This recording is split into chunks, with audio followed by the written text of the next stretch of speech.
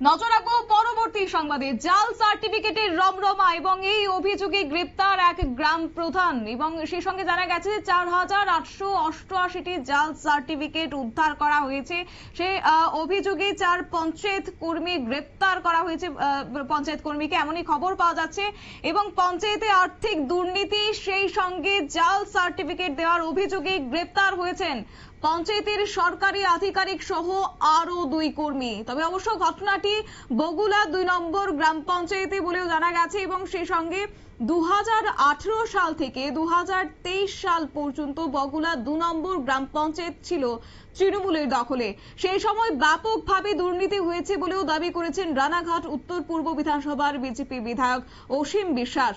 দুর্নীতির দায়ে পঞ্চায়েত সেক্রেটারি সহ আরো 2 গ্রেপ্তার এবং সেই সঙ্গে ধৃতদের আজ রানাঘাট মহকুমা আদালতে পাঠানো হয়েছে।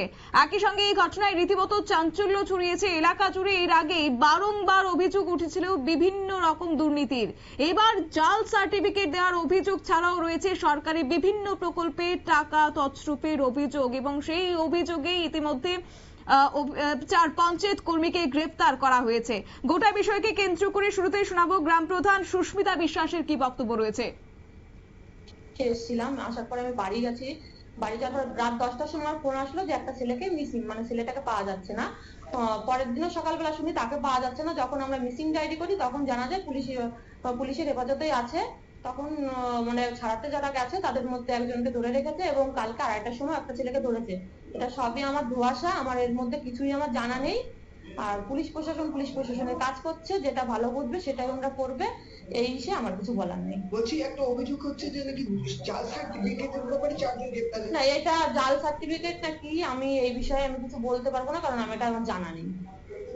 কারা যারা গ্রেপ্তার হচ্ছে তাদের নাম হলো শ্যামানন্দ বিশ্বাস, তনয় মণ্ডল, আর তোমার গোপাল ঘোষ আর প্রকাশ রায়।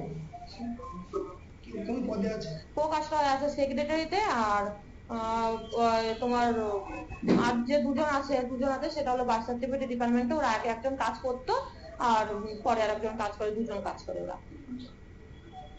সার্টিফিকেটের ব্যাপারে ওদের গ্রেপ্তার যেটা শুনেছি কি বলবেন? দেখুন, বার্থ সার্টিফিকেট ডিপার্টমেন্টটা আমার পঞ্চায়েতে হলেও আমার এখানে কোনো ওদের কাজ নেই। ওদের কাজটা আলাদা একটা রুমে।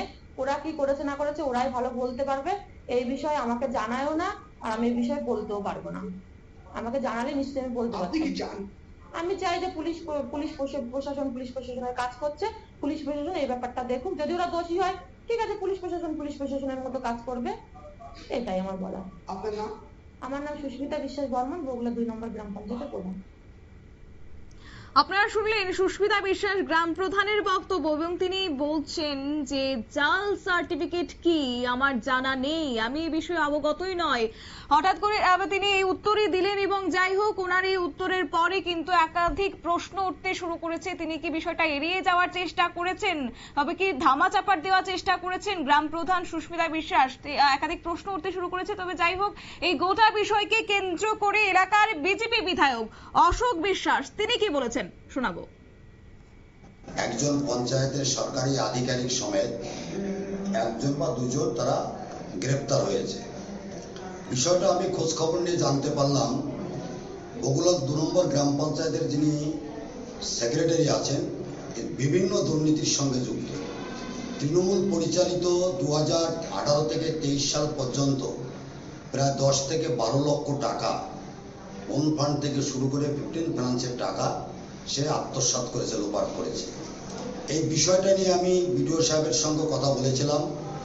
ওখানকার প্রধান ভারতীয় জনতা পার্টির সুস্মিতা বিশ্বাস বর্মন, সেখানে কথা হয়েছিল।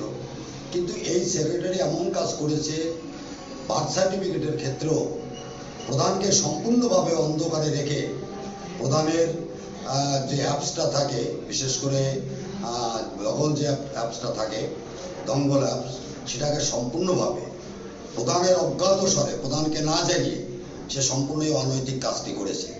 এর সঙ্গে ভারতীয় জনতা পার্টির নির্বাচিত জনপ্রতিনিধিরা কেউ যুক্ত নয়, ভারতীয় জনতা পার্টির দলের কোনো নেতৃত্ব যুক্ত নয়। তৃণমূল পরিচালিত পঞ্চায়েতের 18 থেকে 23 যে পর্যন্ত এই ওখানকার যিনি সচিব আছেন, সেক্রেটারি আছেন, সে দীর্ঘদিন দুর্নীতির সঙ্গে যুক্ত আছে এবং তার ট্রান্সফার হওয়া সত্ত্বেও কি অজ্ঞাত কারণে তারা এখনো পর্যন্ত ওখান থেকে সরায়নি। আমি ব্যক্তিগতভাবে খোঁজ খবর নিয়ে দেখলাম, এর সঙ্গে পঞ্চায়েতের যিনি প্রধান এবং অন্যান্য যারা পঞ্চায়েতের জনপ্রতিনিধিরা আছে, সর্বোপরি ভারতীয় জনতা পার্টির কর্মী কার্যকর্তা কেউ এর সঙ্গে যুক্ত নয়। এটা সম্পূর্ণ সচিব অর্থাৎ সেক্রেটারির মাধ্যমে এই কাজটি হয়েছে। নমস্কার।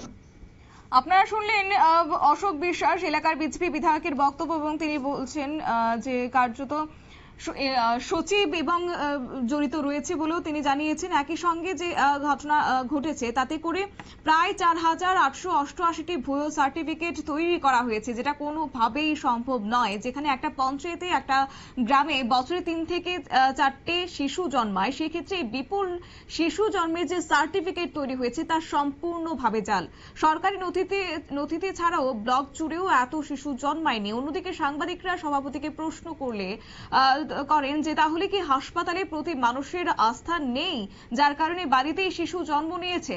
এই প্রশ্নের উত্তরে সভাপতি অবশ্য বলেছেন যে আমরা আশা কর্মী, হেলথ সেন্টার, এমনকি বগুলা গ্রামীণ হাসপাতালের নথিতে 1/3 শিশুর জন্মের নথি পায়নি। জাল নথি করার অভিযোগ আর এই পঞ্চায়েতের 4 জন কর্মীকে গ্রেপ্তার করা হয়েছে, এবং তিনি চান পুলিশ প্রশাসন কড়া হাতে যেন দোষীদের বিরুদ্ধে ব্যবস্থা নিক। এ ব্যাপারে হাঁসখালির বগুলা 2 নম্বর ব্লক তৃণমূল কংগ্রেস সভাপতি যা বলেছেন যে সম্পূর্ণ 2 নম্বরই করেই জাল জন্ম সার্টিফিকেট তৈরি করা হয়েছে। তিনি বলেছেন শুধু 4 জনকে গ্রেফতার করলেই হবে না, এর সাথে গ্রাম পঞ্চায়েতের প্রধানকেও গ্রেফতার করতে হবে, কারণ তিনি তার অফিসে জন্ম সার্টিফিকেটের ব্যাপারটা এড়িয়ে যেতে পারেন না।